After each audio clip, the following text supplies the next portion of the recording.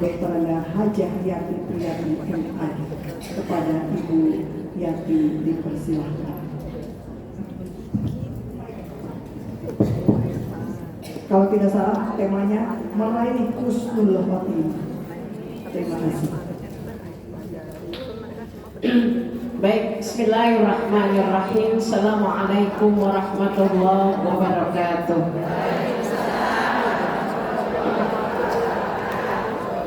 Bismillahi walhamdulillahilladzi khalaqal mauta wal hayata liyabluwakum ayyukum ahsanu amala. Asyhadu an la ilaha illallah wahdahu la syarika lah wa asyhadu anna Muhammadan abduhu wa rasuluhu la nabiyya ba'da. Allahumma bassalli wa sallim ala habibina wa syafi'ina wa qurrati a'yunina sayyidina wa maulana Muhammadin wa ala alihi wa ashabihi wa man tabi'ahum bi ihsanin ila yaumiddin. Wa faqad qala Allah ta'ala fil Qur'anil Karim, a'udzu billahi minasyaitonir rajim, bismillahirrahmanirrahim. Ya ayyuhalladzina amanu taqullaha wal tanzur nafsum ma qaddamat lighad wattaqullaha innallaha khabirum bima ta'malun.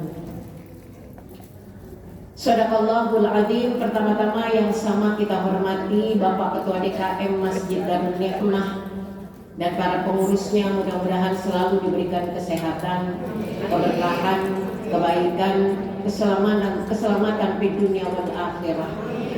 Wabil khusus Ibu Ketua Majelis Taklim Kajian Muslimah yang dipimpin oleh Ibu Hajah Yati dan seluruh jajaran pengurus.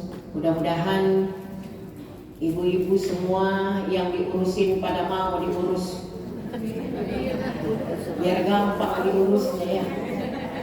Jadi para pengurus juga kagak jadi kurus. Kalau yang diurusin gampang itu lebih mudah membangun kebersamaan. Karena sebuah kebaikan dan keburukan itu bedanya cuma di cara ngurusnya, Bu. Iya.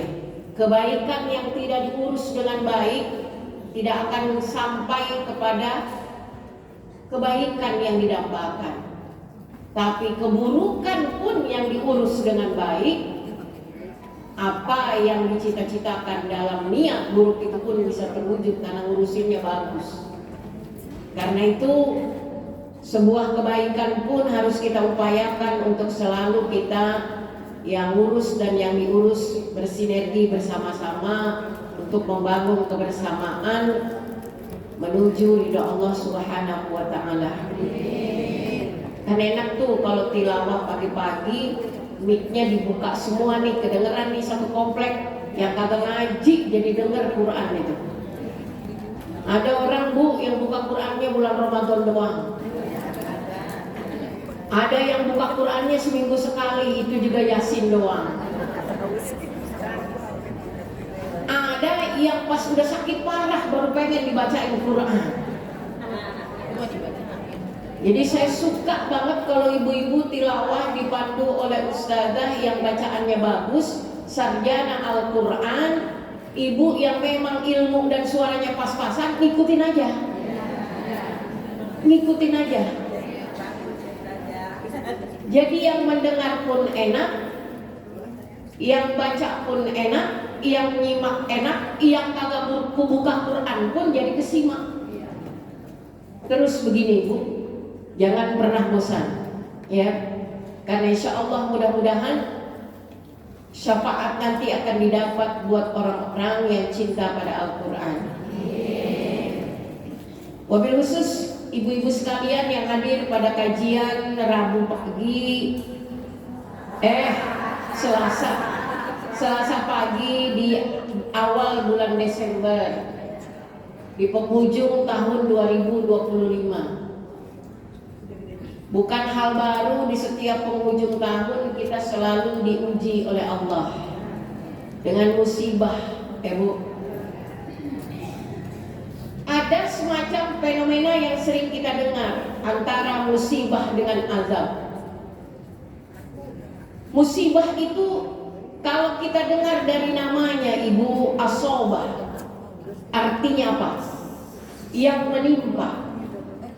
Jadi ketika kita bicara tentang musibah, musibah itu tidak hanya mengena kepada orang yang Allah benci, tetapi juga bisa terkena kepada orang yang Allah cintai. Bukan hanya terkena kepada orang yang tidak beriman, tetapi orang yang beriman juga dekat dengan musibah. Maka kalau musibah itu sifatnya netral, Bu, negatif dan positif.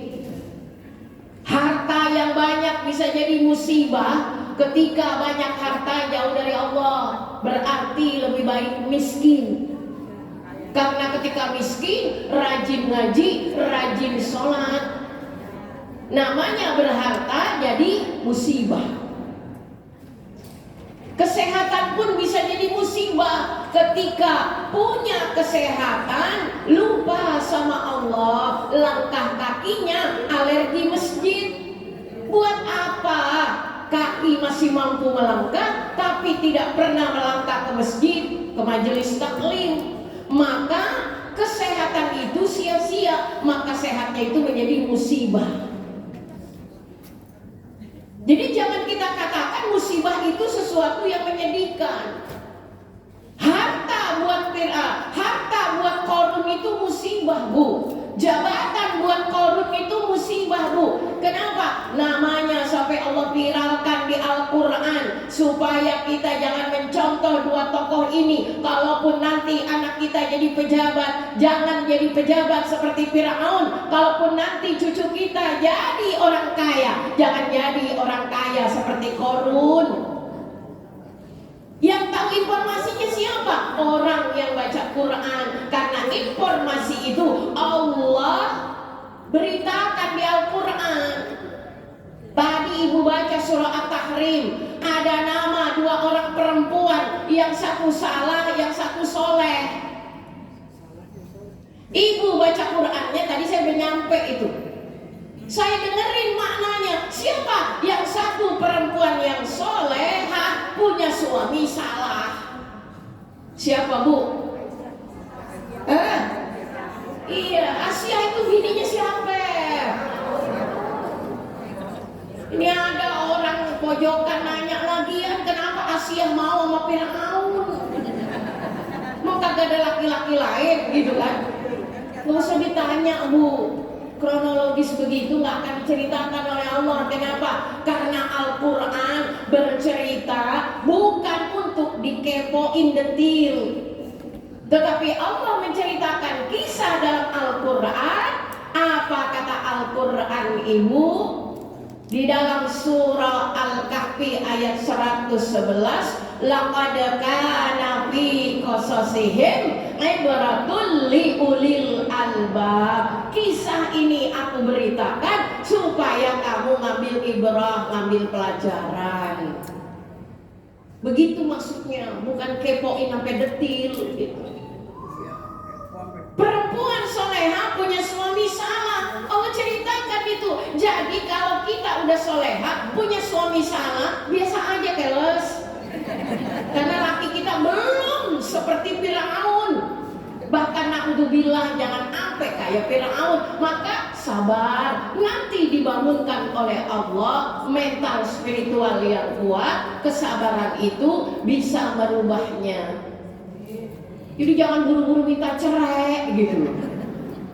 Ya, gampang sekali. Kenapa? Saya rajin ngaji, saya rajin baca Quran, tapi suami masih alergi pengajian, nggak mau ke masjid. Kan sah kalau saya minta cerai saja. Nggak semudah itu. Kenapa? Karena rumah tangga adalah dakwah. Seorang istri juga pendakwah. Meskipun ibu tidak berdakwah seperti saya, tapi ibu adalah pendakwah di rumah tangga. Buat suami, buat anak, buat cucu, buat semua keluarga kita. Yang kedua, Allah ceritakan suaminya soleh, istrinya salah. Siapa? Itu ada, ibu baca tadi ya di juz yang ke-28 itu. Jangan ditanya pula kenapa Nabi Nuh mau sama perempuan kayak gitu. tanya. Itu tandanya apa? Allah berikan musibah itu kepada Firaun yang ingkar kepadanya, dan Allah berikan musibah itu kepada Ibu Asiyah yang taat kepadanya, dan juga Allah berikan musibah itu kepada Nabi Allah Nuh alaihi salam, hamba Allah yang sangat-sangat dekat kepadanya. Mereka orang beriman Bu, dibanding kita orang Lebak Bulus, berapalah keimanan kita. Maka jangan lebay kalau hidup kita baru diuji sedikit nulis status. Ya. Apa kata Allah? Bu, di dalam surah At-Taghabun nih Bu. Ahasiban nasu ayyutraku ayyakulu amanna wa hum la yuftanun. Kata Allah, emang kamu ngira kamu akan dibiarin jadi orang yang beriman sebelum diuji?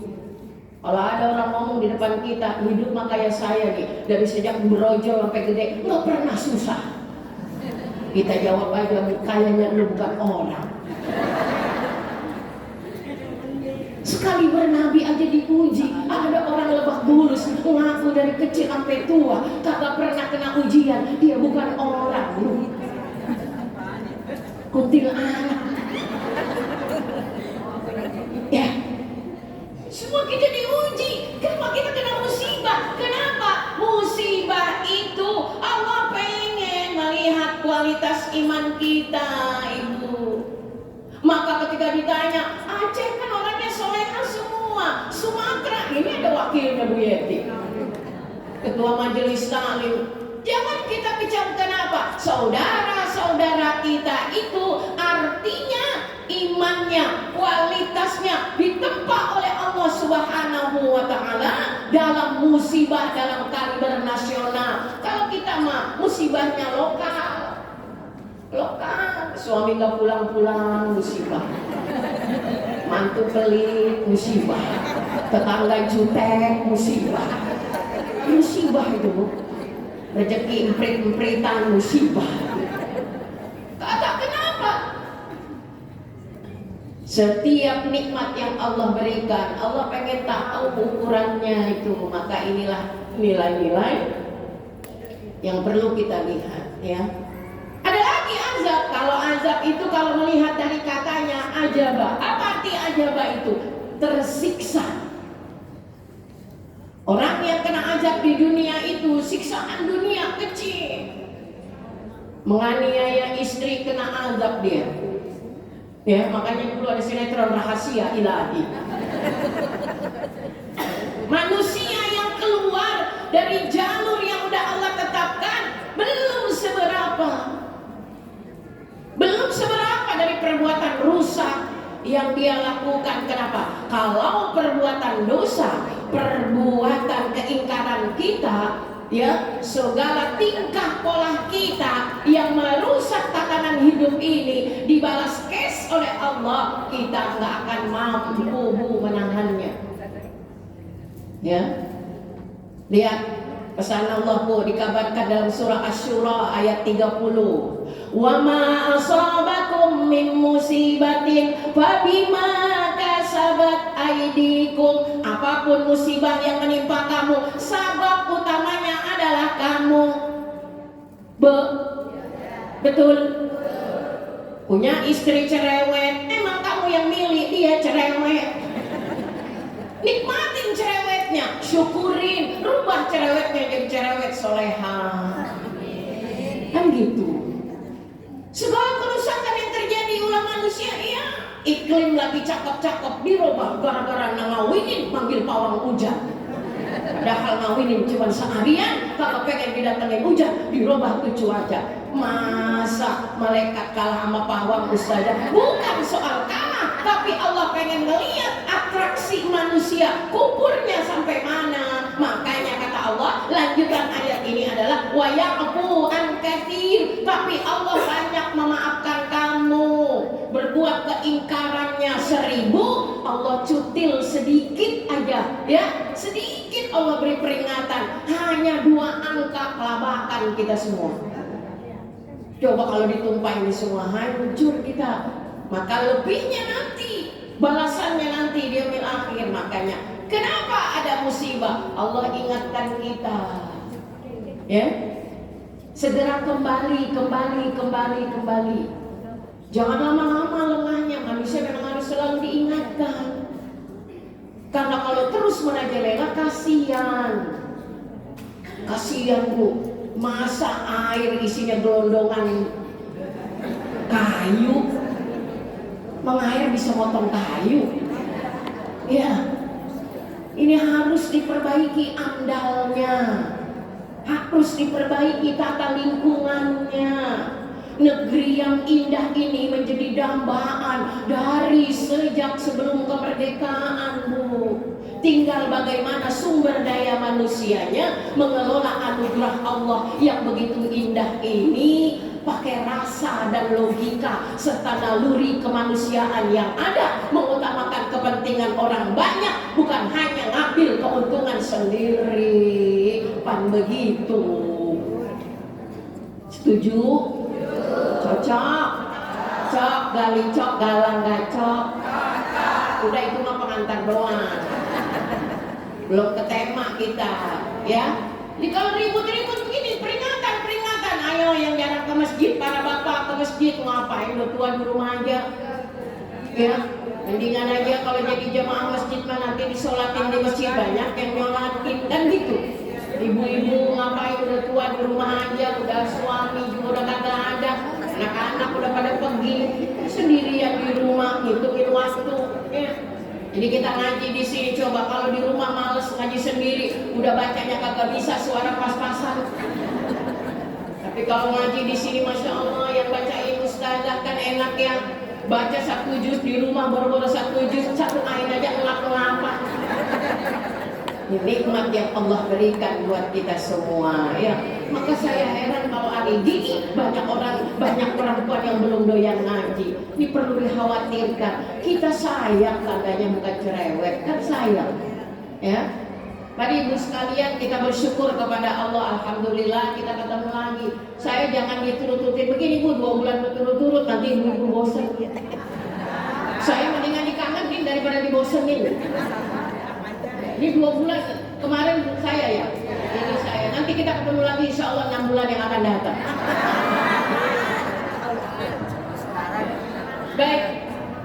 Semoga kita dianugerahkan kesehatan, kebaikan, dan salawat beserta salam kita sanjungkan kepada Habibana wa Nabiyana, insan pilihan kekasih Allah, Muhammad Rasul Sallallahu Alaihi Wasallam. Ibu sekalian, tema kita pada hari ini adalah meraih husnul khatimah. Ya, masjidnya namanya Darun Ni'mah. Dar itu adalah rumah yang penuh kenikmatan, nikmat dari hidup sampai mati. Orang-orang yang hidup itu bersiap-siap untuk mati, karena setiap yang hidup pasti mati. Kalau kagak pengen mati, jangan hidup. Karena itu konsekuensi dan itu alaminya. Dan matinya manusia bukan seperti mati kayu dan mati hewan.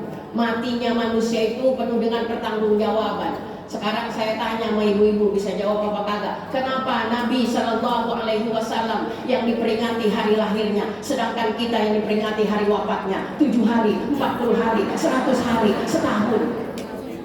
Kenapa Rasul Sallallahu Alaihi Wasallam yang diperingati hari lahirnya 12 Rabiul Awal, bahkan lebih dari bulan Rabiul Awal, memperingati hari kelahiran Nabi? Karena Nabi beda dengan kita. Kalau Nabi dari lahir udah maksum, udah terjaga dari dosa, udah dapat contoh dari Nabi kita. Tapi kita tergantung amal perbuatan semasa hidup. Maka didoainnya setelah orangnya kagak ada. Apakah dia perginya menolehkan catatan baik, ataukah dia perginya meninggalkan catatan buruk? Maka akhirnya ada 7 hari, 40 hari, nambahin amal-amal yang kurang, meneguhkan hati sahibul musibah agar yang sudah pergi dihiasi jiwanya dengan amal-amal soleh yang dilahirkan, yang diciptakan, yang didesain oleh keluarganya setelah dia meninggal. Itu bedanya kita dengan Nabi. Maka supaya nanti kematian kita diperingati dengan kebaikan, ibu, dikenang dengan kebaikan, ayo tinggalkan yang baik-baik, jangan yang buruk-buruk dicatat. Kalau kita punya warisan kebaikan ketika hidup, umur kita itu sebenarnya masih panjang.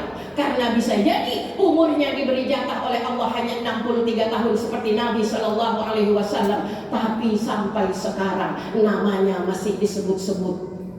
Bukan hanya di luar sholat, bukan hanya di dalam sholat, tapi di luar sholat juga disebut-sebut.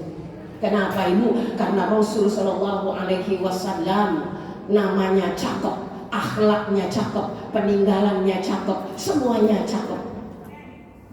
Bahkan tahun 1978 Michael Hart sudah menempatkan Rasul Shallallahu Alaihi Wasallam urutan pertama di antara 100 tokoh yang berpengaruh di dunia. Muhammad Shallallahu Alaihi Wasallam bin Abdullah bin Abdul Muttalib bin Qusay bin Kilab.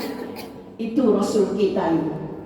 Rasul mengajarkan, hiasi namamu dengan kebagusan. Tambah lagi namanya cakep, akhlaknya cakep. Berarti yang namanya Abdurrahman dilarang pelit, kedekuk, buntut, gasiran.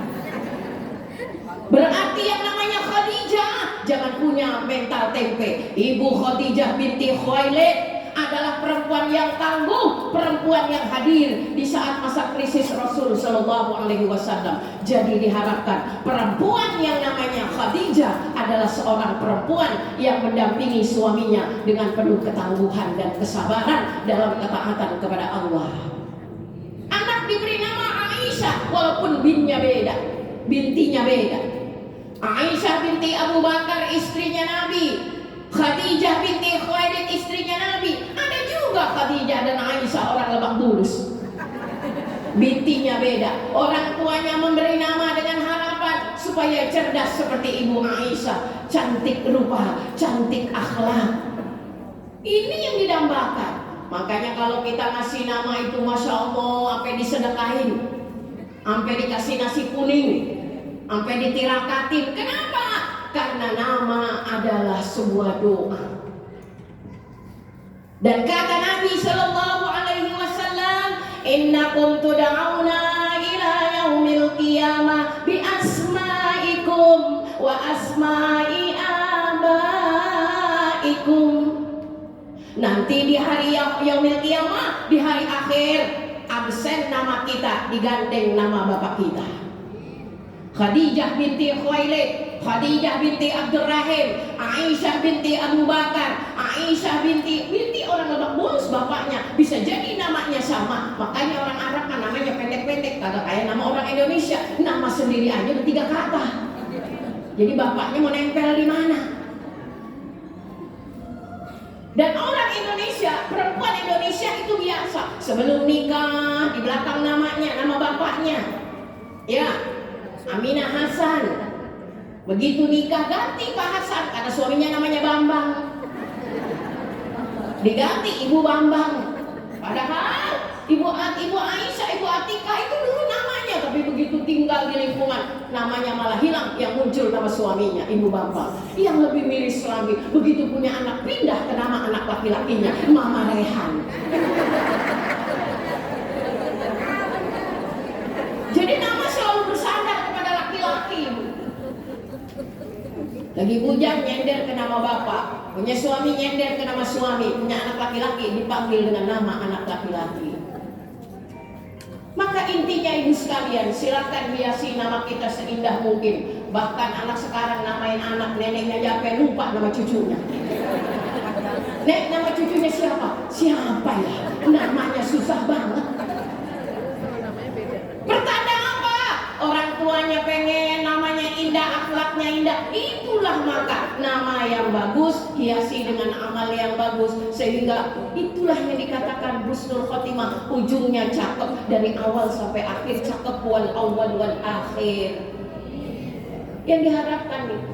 Jadi ketika kita bicara tentang husnul khotimah adalah penghujung yang baik, itu bukan proses yang mendadak ibu. Kenapa? Ketika kita mendengar kalimat ini, biasanya kita mendengar itu pada saat berita innalillahi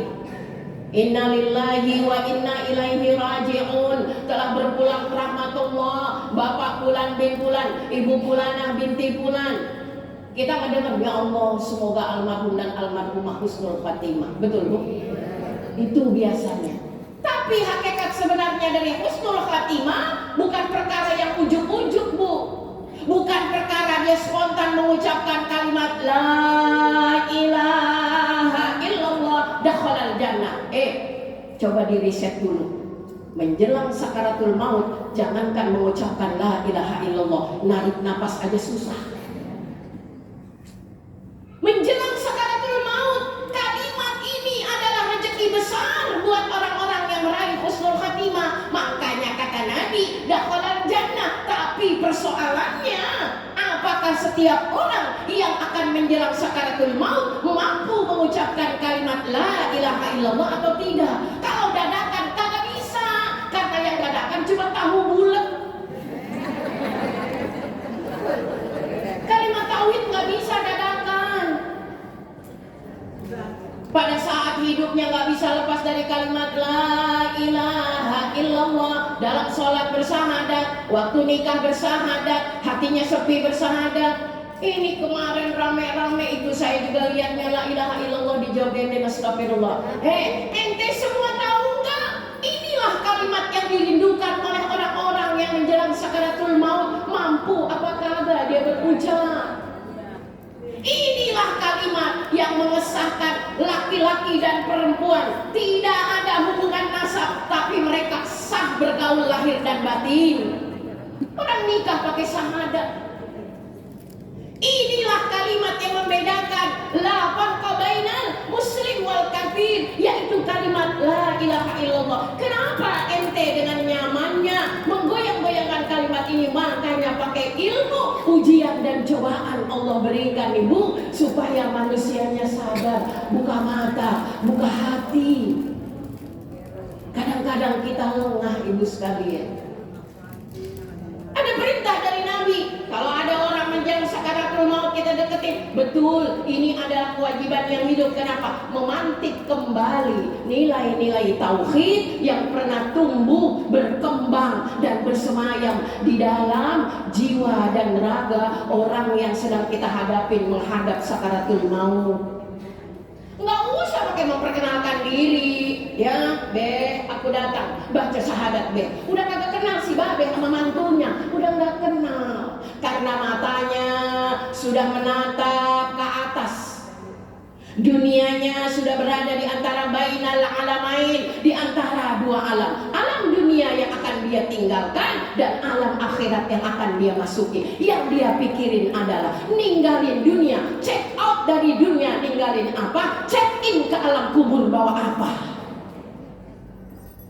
Itu yang jadi masalah bagi orang-orang yang menjelang sakaratul maut. Makanya matanya melotot dan menengadah ke atas, karena gambaran kehidupan sebelumnya sudah berlayar di atas kepalanya, dipertontonkan oleh Allah Subhanahu wa ta'ala.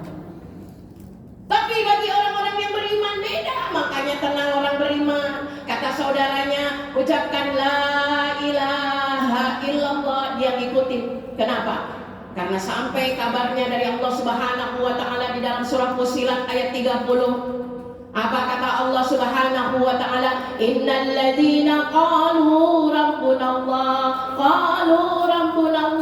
summa istaqamu. Orang-orang yang beriman, mereka tahu Tuhan mereka adalah Allah, dan mereka istiqomah dari hidup sampai mati, dari seger sampai sakit, dari mau mati sampai menjelang ajal, istiqomah. Tatanazzalu alaihimul malaika alla takhafu wa la tahzanu. Jangan takut, jangan khawatir, jangan resah, jangan gelisah, kata malaikat.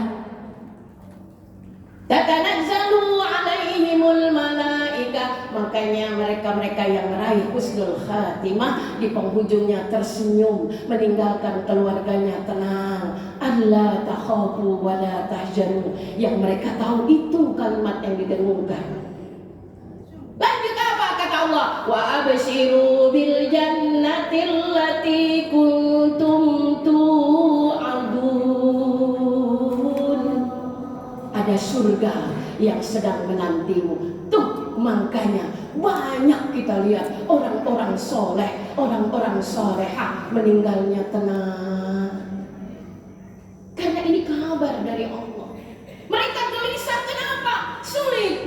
meninggalkan dunia. Berat rasanya meninggalkan beban ahli waris dan keturunan yang belum mampu memberikan ketenangan.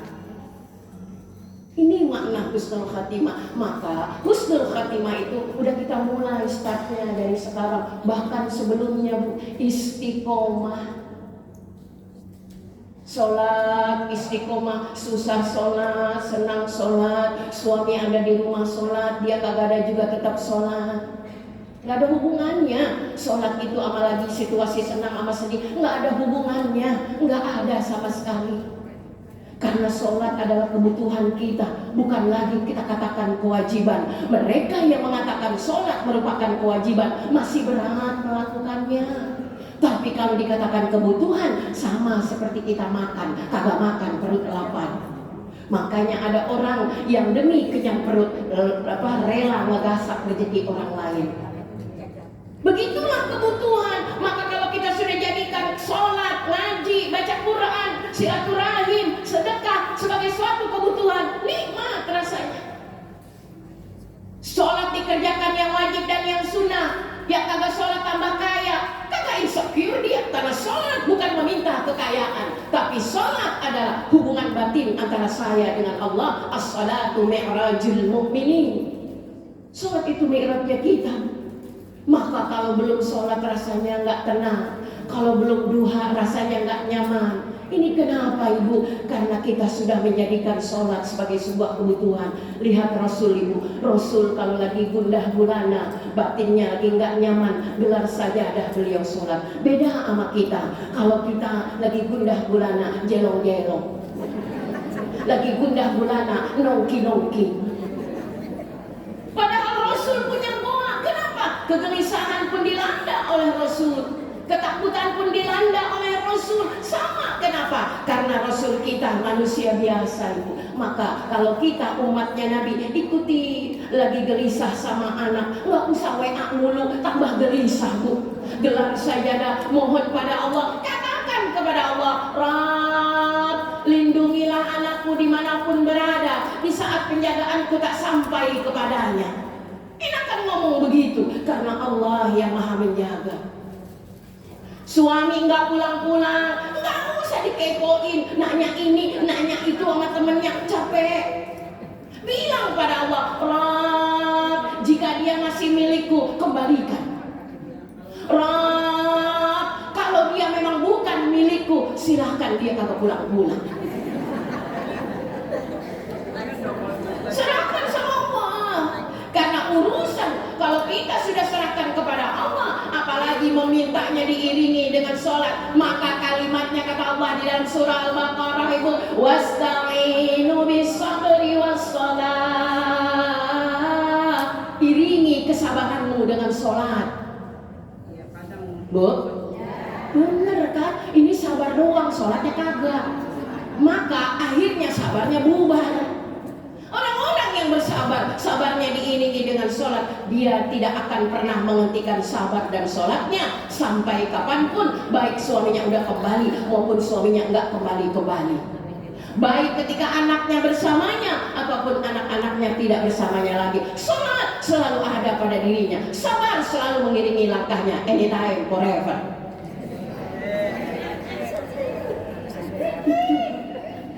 Ya.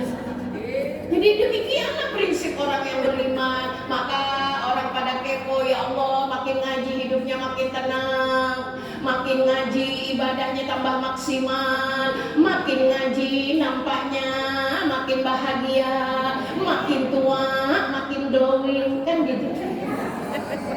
Karena yang membuat glowing itu bukan skincare, Ibu. Yang bikin glowing itu adalah ketenangan jiwa. Alladzina amanu wa tatma'innu qulubuhum bi dzikrillah. Orang-orang yang beriman, jiwanya selalu tenang ketika ingat Allah. Ala bi dzikrillah tatma'innul qulub. Dengan ingat Allah, hati menjadi tenang. Setuju?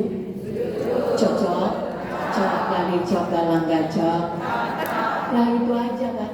Muter-muter diomongin lagi, giliran pulang lupa lagi. Tanamkan dalam jiwa, Ibu, bahwa orang yang ngaji itu udah naik level kenapa? Kenapa ngaji rajin banget ingin meraih husnul khatimah?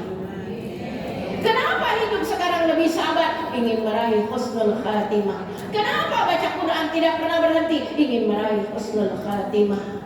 Bukan sesuatu yang dadakan, ya. Jadi ini prinsip.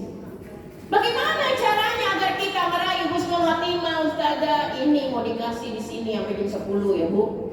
Kalau nyampe, kalau nggak nanti di episode berikutnya untuk kasih sehat panjang umur. Yang pertama, menjaga iman dan takwa secara istiqomah. Jadi iman sama takwanya jangan tempo-tempo. Tempo-tempo beriman, tempo-tempo imannya turun, al-iman ya dan wayanqus. Selasa ini imannya tinggi, belum tahu Selasa depan. Kalau rezeki lagi banyak semangat ngaji, rezekinya habis pisan males ngaji, bilang sama tetangga, ah ngaji mulu rezeki begini-begini aja. Ya. Kalau ada yang diminta duhanya rajin, suaminya mau nyalon RW rajin banget duhanya supaya kepilih suaminya. Begitu suaminya kagak kepilih, lepas duhanya. Kenapa? Apa hubungannya pemilihan RW sama sholat duha? Padahal nikmat yang Allah berikan buat kita semua harus kita wujudkan dengan taqarrub ilallah. Karena kalau kita mau hitung nikmat Allah, ya Allah, sholat aja mintanya banyak banget, padahal sholatnya cuma 2 rakaat, mintanya 20 miliar. Langit dan bumi pengen dikuasai, padahal sholatnya belum menyentuh bumi yang sesungguhnya. Ya, ibadah pas-pasan, doanya mintanya bejibun. Padahal sesungguhnya tanpa diminta sudah Allah berikan banyak nikmat buat kita. Wa in ta'uddu nikmatallahi la tuhsuha. Kalau kamu hitung nikmat Allah, nggak akan mampu kita menghitungnya. Maka perbaikilah ibadah kita sebagai pertanda kita berterima kasih kepada Allah atas nikmat yang sudah diberikan kepada kita. Jadi istiqomah itu mana Ibu? Istiqomah itu adalah perkara-perkara kebaikan yang terus kita lakukan. Kalau kita sudah berada di circle orang benar, orang baik, jangan pernah dilepaskan. Karena nyari teman itu bukan hanya sembarang teman. Kalau kita lagi banyak duit, jangankan teman Ibu, lalu juga ngikutin. Bu, begitu kita susah, ya Allah, WA kagak dibaca-baca. Sekali dibaca kagak dibales. Ya, karena itu carilah teman. Makanya ketika Sayyidina Ali ditanya oleh seorang sahabat, ya Sayyidina Ali, aku tuh kagum melihat temanmu begitu banyak. Apa kata Sayyidina Ali radhiyallahu an? Lihat teman yang sesungguhnya nanti pada saat aku kesulitan. Teman di mana? Teman di pengajian, Bu. Cuma teman di pengajian, Bu, sakit didoain, Bu, meninggal didoain, ya Bu, ngawinin didatengin, Bu. Ya, kalau bukan jamaah ngapain Bu Yati kondangan? Gak kenal, tapi karena jamaah dapat undangan, ya Bu, apalagi dekat masih sesama Lebak Bulus, datang. Selagi badannya sehat dan waktunya luang, kan enak tuh kalau kita punya teman di pengajian. Nggak kenal hierarki Bu, nggak kenal strata Ibu. Ya, mereka yang punya jabatan dulu diagung-agungkan, begitu udah nggak ngejabat, ya. Tapi jabatan sebagai seorang muslim, marwah kita sebagai seorang muslimah, persaudaraan kita yang diikat karena iman dan takwa, tidak akan pernah ada pretnya. Ya, semuanya akan selalu ada, ya. Maka berdoalah sesuai yang diajarkan Nabi. Ayo doanya baca bersama. Allahumma inni a'udzu bika an usyrika bika wa ana a'lamu wa astaghfiruka lima la na'lam. Ya Allah, aku berlindung dari perbuatanku yang syirik kepadamu tanpa sepengetahuan aku, dan aku memohon ampun kepadamu dari perbuatan syirik yang aku mengetahuinya. Baca tuh doamu, ya, baca. Atau ibu mau baca doa yang begini, Allahumma inni a'udzubika min husnil khatimah wa na'udzubika min su'il khatimah. Allahumma inni as'aluka bi husnil khatimah, jadikanlah aku orang-orang yang meraih husnul khatimah, wa na'udzubika min su'il khatimah, dan hindarkanlah aku dari su'ul khatimah. Baca aja Bu, tiap habis sholat, tiap putaran tasbih, tiap lagi bengong di sajadah, itu kalimatnya, ya. Karena kita ini akan ada penghujungnya, Ibu sekalian. Yang kedua apa? Perbaiki amal lahir batin. Amal itu bukan lahir doang Bu, kelihatannya doang, ngaji, kelayaban tiap hari gitu ya. Ngaji seragamnya banyak, tiap hari keluar rumah bolehnya kagak ada. Karena kenapa? Karena ibadah itu bukan hanya lahir tapi batin. Sholat, lahir zahirnya berdiri, ruku, sujud, tomaknina, tahiyat awal, tahiyat akhir, tapi batinnya adalah khusyuk. Ngaji pun begitu, dari rumah menuju masjid, udah di masjid duduk, bisa aja pas duduk scroll WA, pas duduk scroll TikTok, pas duduk ngeliatin IG. Kenapa? Bisa jadi fisiknya sama dengan yang fokus, tetapi nilai spiritualnya, nilai batiniahnya berbeda. Puasa juga begitu, kelihatan nggak makan nggak minum, tapi puasanya tak mampu mengelola batinnya. Akhirnya kata Nabi, berapa banyak yang puasa cuma dapat lapar aus doang, betapa banyak yang bangun malam cuma dapat ngantuk doang. Kenapa? Karena gerak ibadahnya cuma gerak lahir tanpa gerak batin. Orang-orang yang mau menuju husnul khatimah, gerakan ibadahnya lahir batin. Bahkan batinnya lebih dominan daripada lahirnya. Makanya banyak anak-anak yang muda, kalau sedekah tangan kanan memberi, tangan kiri install story. Tapi kalau orang tua mah enggak begitu, sedekah disembunyikan, tahajud disembunyikan, kesedihannya disembunyikan, ngajinya juga enggak banyak, selfie, walaupun selfie tujuannya ngajak orang. Kenapa? Karena enggak ada lagi nilai-nilai yang ingin dia dambakan dari manusia, tetapi yang didambakan adalah nilai-nilai di hadapan Allah Subhanahu wa Ta'ala. Itu ciri-ciri meraih husnul khatimah. Apapun komentar orang, karena mata manusia hanya melihat luarnya doang, nggak melihat dalamnya.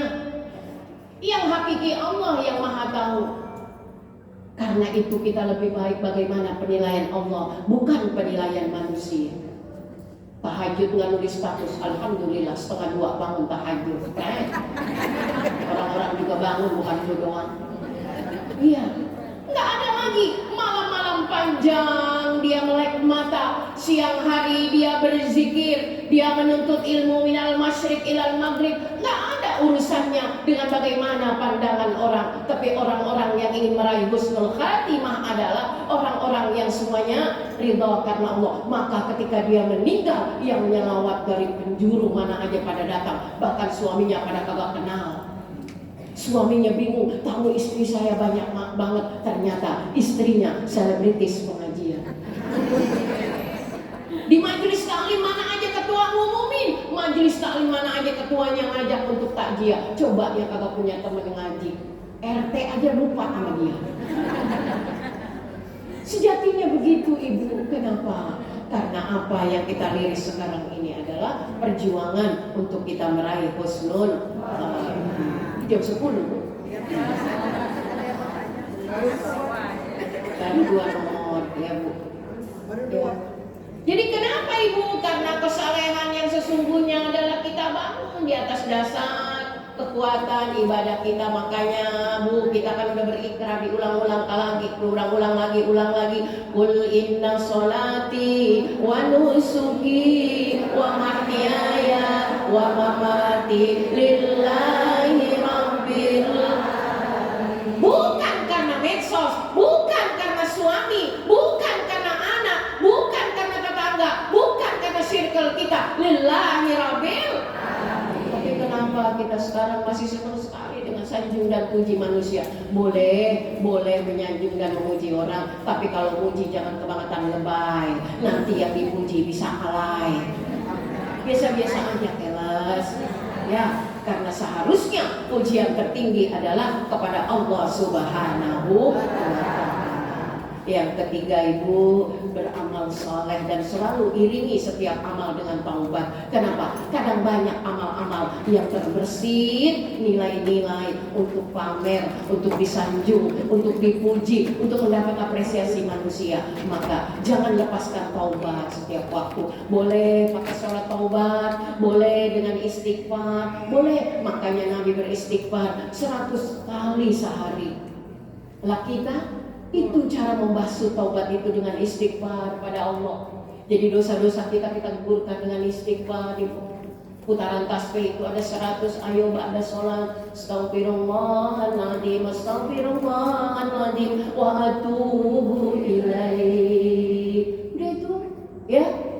Udah jangan jalan-jalan mulu, ya. Jalan-jalan ngabisin duit, ngabisin tenaga. Tapi zikir hanya dengan hentakan 2 tangan, Ibu, ya Allah. Jalan-jalannya nanti bareng-bareng rombongan, ya sama ketua majelis taklim, 2 bis sekalian.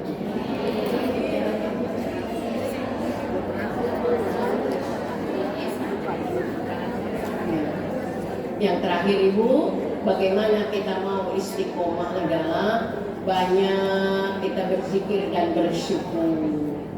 Kurang syukur itu kenapa? Ibadahnya musuh. Dia bersyukur apa yang Allah berikan ini, alhamdulillah. Nggak kepo sama orang lain tuh enak punya bestie habis dapat busuran. Yang punya duit juga bingung, Bu, anak pada minta, adek pada minta, Bu, tetangga jadi julid. Ini kita ringan, kenapa? Karena setiap apapun yang diberikan oleh Allah, nilai baiknya itu bagaimana respon kita. Fadhkuruni adzkurkum washkuruni wala takfurun. Itu perintah Allah, ya. Berzikir dan banyaklah ingat aku. Washkuruni wala takfurun. Banyak bersyukurlah dan jangan menjadi orang yang kufur. Itu nilai-nilainya orang yang meraih husnul khatimah. Sehingga nanti begitu aja menyebut enggak kita sana, mikirin anak belum nikah, yang pertama belum punya rumah. Ya Allah, dunia nggak usah dipikirin, Bu. Allah udah berikan potensi buat anak-anak kita. Sama kayak kita dulu juga waktu nikah, kagak punya rumah.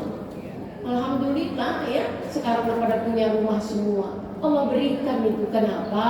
Karena orang-orang yang menikah itu diberikan rezeki, bahkan yang hidup sampai mati, ya Bu, semuanya diberikan rezeki. Bal ahya'u 'inda rabbihim yurzaqun. Wallahu a'lam bishawab. Itu aja dulu dah. Ya. Itu aja dulu. Mudah-mudahan bermanfaat. Amin ya rabbal alamin, ya. Dan insya Allah terus semangat ngajinya, ya. Nanti husnul khatimah sesi 2 masih diterusin, ya. Tapi jangan berurut-urut lah, ya.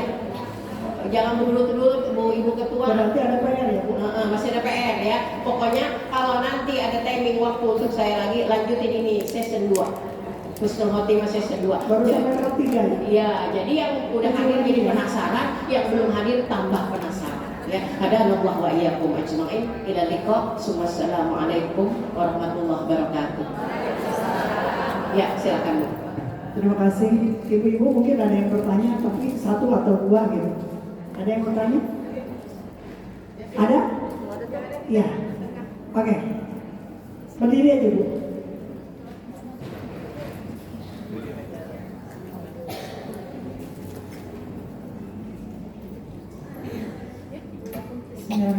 Assalamualaikum warahmatullahi wabarakatuh. Kondisi Ustazah, saya tanyakan tidak berkaitan dengan apa yang Ustazah sampaikan. Kami saya punya masalah, yaitu customer saya menjahit baju tapi sudah lama nggak diambil. Sudah ada 3 tahun, ada yang 5 tahun. Apabila saya jual, apakah itu halal atau enggak? Karena kan bahannya punya orang.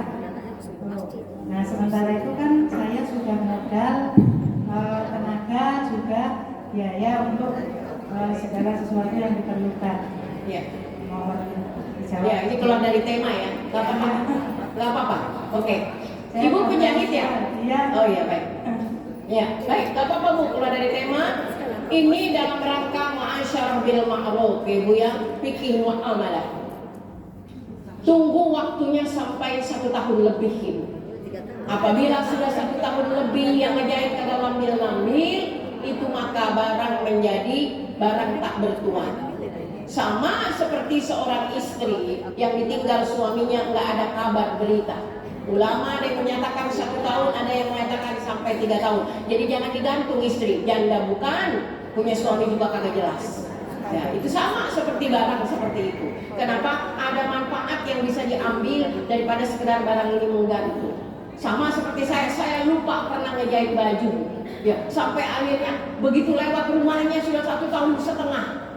Saya tidak berhajat ngambil baju saya karena waktunya sudah lebih dari 1 tahun. Seandainya saya ambil pun kalau seandainya sudah tidak ada atau dijual atau kemana, maka itu bukan menjadi otoritas saya lagi karena kesalahan dari saya. Batasan waktunya 1 tahun lebih ya Bu ya. Apalagi baju nggak basi. Ya, ya. Tapi kalau makanan tidak boleh begitu. Kalau makanan tidak boleh begitu Bu. Makanan sampai kemanfaatan makanan itu masih ada. Jenazah sama Bu, nggak boleh nungguin anaknya pulang dari Australia sampai jenazah bapaknya sampai 2 hari, nggak boleh. Nggak boleh. Jadi semuanya kembali kepada kondisi. Untuk jenazah boleh menunggu ahli waris, boleh menunggu keluarga selama dari hasil analisa tim yang paham tubuh jasad ini belum rusak, belum memunculkan bau. Tapi kalau sudah efeknya gara-gara nungguin anak belum nyampe-nyampe, pesawatnya delay, ayahnya udah terkena air, lebih baik segera dikubur. Sama semua kepemilikan itu ya Bu. Jadi boleh nggak nunggu jenazah sampai gini? Sah-sah saja apabila kondisinya memang bisa ditunggu. Tapi kalau tidak, jangan sampai buka aib jenazah. Sama seperti barang-barang ya, yang akhirnya kita ini orang jasa kan, orang jasa dengan meminta bayaran dari mereka. Ada renda yang harus dibeli, ada kancing yang harus dibeli, semuanya ada bordir yang harus dipasang. Jadi modal kita juga mandek di situ. Ya, maka akhirnya kita di sana. Baik, Ibu sekalian. Gitu ya. Assalamualaikum warahmatullahi wabarakatuh. Ada lagi? Satu lagi? Mungkin udah cukup ya, karena udah lewat yang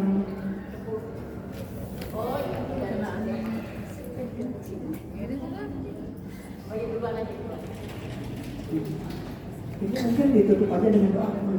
Udah cukup lah pertanyaannya, satu udah mewakili itu juga udah berkualitas pun. Masih ada yang penasaran? Masih ada yang penasaran? Ada nggak? Nggak ada. Nggak ada. Cukup aja Bu. Tidak. Kalau sudah nggak ada yang penasaran, saya selesai. Karena barusan ada ustadz yang duluan datang. Nggak apa-apa. Kalau udah, ya udah saya tutup. Nggak ada? Nggak ada Bu. Yang terkait dengan tema, karena tadi keluar dari tema. Oh, jadi semuanya insya Allah husnul khotimah. Karena kalau ditanya-tanya takutnya suul khotimah. Baik Ibu sekalian, terima kasih. Mudah-mudahan menjadi ilmu yang manfaat itu. Nanti ada tipsnya. Kalau tadi baru kuncinya ya, karena husnul khotimah ini jangan selalu dikaitkan dengan hari tua ya. Jadi husnul khotimah ini harus kita padukan juga dengan bagaimana kehidupan kita menjadi hidup yang berkualitas. Mati itu nggak boleh ditungguin, tapi mati itu dipersiapkan. Dan jangan menginginkan mati, ya. Tapi kita harus mempercayai bahwa kematian itu pasti datang dan bersiap-siaplah untuk mempersiapkan diri. Makanya kata Nabi, inilah orang yang paling cerdas ya. Orang yang cerdas, orang yang mengingat mati dan mempersiapkan diri untuk menghadapi kematian. Wallahu a'lam bishawab. Mari kita tutup dengan doa. Mudah-mudahan bertemu dan berpisahnya karena Allah Subhanahu wa taala kita mendapatkan satu nilai-nilai kebajikan dalam silaturahim ini, dan ilmu yang kita raih mendapatkan ilmu yang manfaat. Al-Quran yang kita baca memberikan syafaat di dunia wal akhirah. taala. Bismillahirrahmanirrahim. Astaghfirullahaladzim. La haula wa la quwata illa billahil aliyyil azim. Wa hasbunallahu wa ni'mal wakil, ni'mal maula wa ni'man nasir. Wa la haula wa la quwata illa billahil aliyyil azim. Iftah lana ya Rabbana abwabal khair, abwabal barakah, abwabal ni'mah, abwabal rizki, abwabal sihah, abwabal quwah, abwabal salamah wa abwabal jannah. Allahumma anzilna munzalan mubarakan wa anta khairul munzilin. Allahumma yassir alaina wa la tu'assir, yassir alaina wa la tu'assir, yassir alaina wa la tu'assir. Allahumma ya Rabbana tamim bi khair. Wa sallallahu ala sayyidina Muhammadin wa ala alihi wa sahbihi wa sallim tasliman katsira bi rahmatika ya arhamar rahimin. Subhana rabbika rabbil izzati amma yasifun wa salamun alal mursalin walhamdulillahi rabbil alamin. Tidak lupa nasrul minallah fathun qarib wa basyiril mu'minin. Sampai jumpa kembali lain waktu dan kesempatan. Mudah-mudahan kita semua sehat panjang umur. Ada wa iyyakum ajmain. Assalamualaikum warahmatullahi wabarakatuh. Waalaikumsalam.